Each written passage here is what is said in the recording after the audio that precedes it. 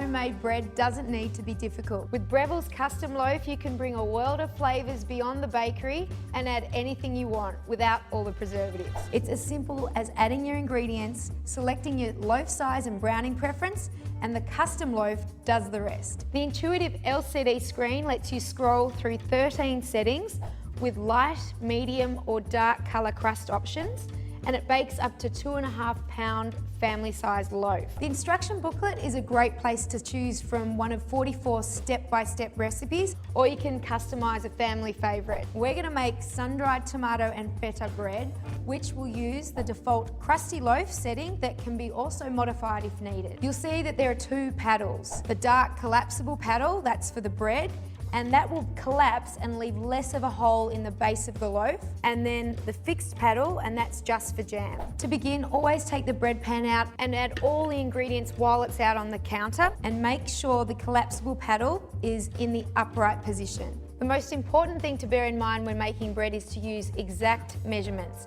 To start, get all your ingredients out and ready on the counter in the order that it's listed in the recipe. And this always goes liquids, fats, dry ingredients, and finally yeast. And everything should be at room temperature, since this can actually affect the yeast's activation and the way that the bread ultimately rises and bakes. For liquids, only use liquid measuring jugs or cups, and check the level while it's on the counter to make sure that the amount is exact. So here we have 1.5 cups of water and 1 extra tablespoon. Consider using filtered or bottled water, because the additives in tap water can actually affect the way the yeast rises. 3 tablespoons of olive oil, and for the dry ingredients we have 1.5 teaspoons of salt, 3/4 teaspoon of vital wheat gluten, which actually improves the loaf height, texture and structure, 1.25 teaspoons of dried basil, 1.25 teaspoons of oregano, and precisely 4 cups plus 2 tablespoons of bread flour.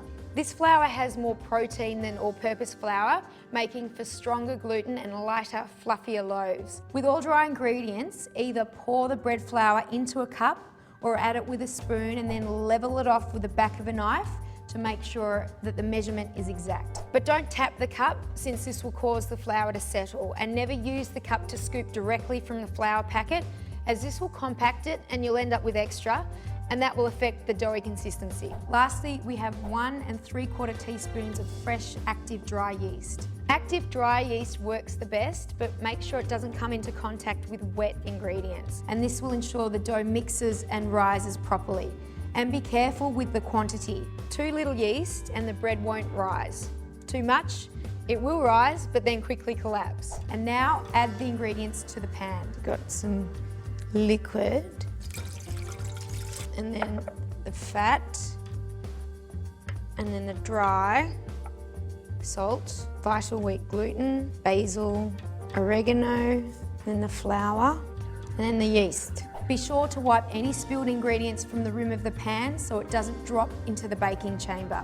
And now the bread pan's ready to go in. Just align the wing nut with the drive mechanism inside the baking chamber. Just lower it in. It may take a little bit of jostling, but it definitely clicks into place, and then lower the lid. And this recipe calls for sun-dried tomatoes and feta, which goes straight into the automatic fruit and nut dispenser. You can really jazz up any white loaf with dried fruit, nuts, chocolate chips, and seeds even, as they drop down at exactly the right time, and you don't have to stand by to monitor the progress. Any soggy food, such as these sun-dried tomatoes or feta, should be well drained and patted down dry on paper towel.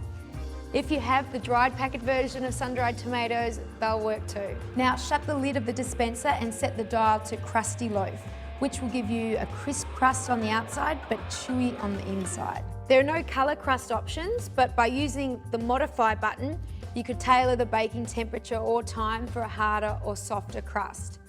And I'm going to change it to 2 pounds and then press select. And now press start. You can press the light to see inside the baking chamber as the dough cycles through. There's preheat, need 1, need 2, where you'll see the dough ball being tossed around by the paddle, and monitor the consistency of the dough, because factors like humidity or flour measurement can affect it. 8 minutes before the end of the need 2 cycle, The automatic fruit and nut dispenser will release the sun-dried tomato and feta, and then the loaf will go into rise 1 and 2 with punch down modes, then into rise 3, and finally the bread maker goes into the bake mode, where you'll see the steam rise from the vents, which is completely normal. When the loaf's baked, take it out and let it cool on a drying rack for 20 minutes before slicing. If you try to slice too early, that can affect the structure of the bread. And with the 13-hour delay timer, you can wait to the wonderful aroma of fresh baked bread. The Custom Loaf, brought to you by the food thinkers at Breville.